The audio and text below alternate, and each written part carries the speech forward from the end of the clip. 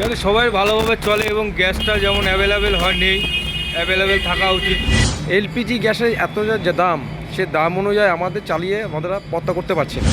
যে ইনকামটা আমরা 500 টাকা ঘরে নিয়ে যেতাম, সেই জায়গায় আমরা দেখা যাচ্ছে 200 টাকা 150 টাকা আয় করছি।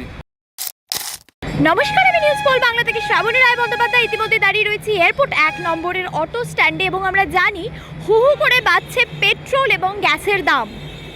নতুন সরকার যারা নিত্যদিনের অটো চালক তাদের কি দাবি সরকারের কাছে? এই দাম বৃদ্ধির কারণে কতটা হতাশ তারা, কি দাবি তাদের জেনে নেব এবং জানিয়ে দেব আপনাদের। 1 নম্বর এয়ারপোর্ট থেকে মধ্যমগ্রাম অটো স্ট্যান্ড থেকেই বলছি আমি।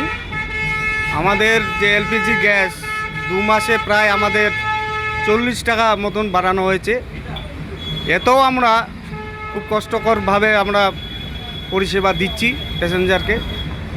ইভেন আমাদের ভাড়াও বাড়ানো হয়নি, অন্য অন্য রুটে অনেক জায়গায় সব ভাড়া বাড়ানো হয়েছে, আমরা কিন্তু এখনও এই অবধি ভাড়া আমরা বাড়াইনি। এটাই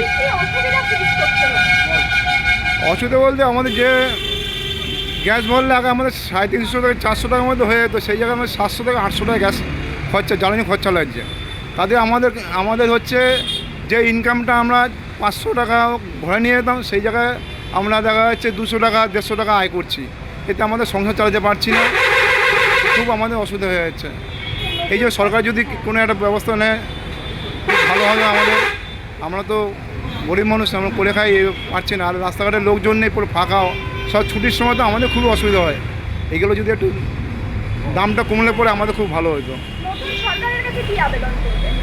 যাতে সবাই ভালোভাবে চলে এবং গ্যাসটা যেমন অ্যাভেলেবেল হয় নেই, অ্যাভেলেবেল থাকা উচিত।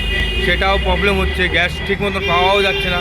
আবার একদিন পর একদিন দাম বেড়েই যাচ্ছে, পাম্পে ঠিক মতন পাওয়া যাচ্ছে না, প্রতিদিন ঠিক মতন অ্যাভেলেবেল গ্যাস। এবং প্যাসেঞ্জারেরও মানে যে পরিমাণে হওয়ার কথা সে পরিমাণে হচ্ছে না। অটোতে যাওয়া যাতায়াত করতো, সে এখন কমে গেছে টোটালি।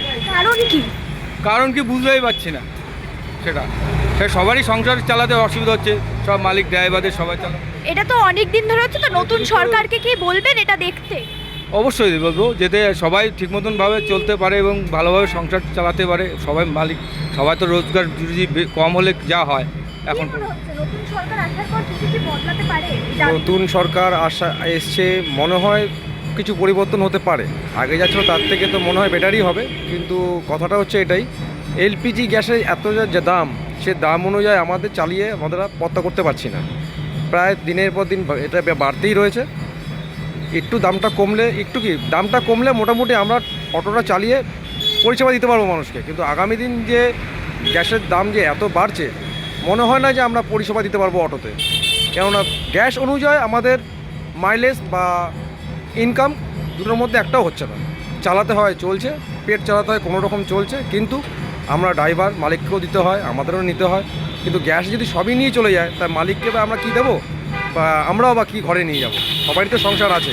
তো সরকারের কাছে একটাই আবেদন, যেন আমাদের গ্যাসের দামটা যেন একটু কমালে তাহলে আমরা রুজি রুটি করে খেতে পারবো, চলতেও পারবো, মানুষকে পরিষেবাও দিতে পারবো। দাম বৃদ্ধির কারণে যে অভিযোগ তুলেছে অটো চালকেরা, সেই সমস্ত অভিযোগ আমরা তুলে ধরলাম আপনাদের সামনে। আপনারা দেখতে থাকুন এবং চোখ রাখুন নিউজ পোল বাংলায়।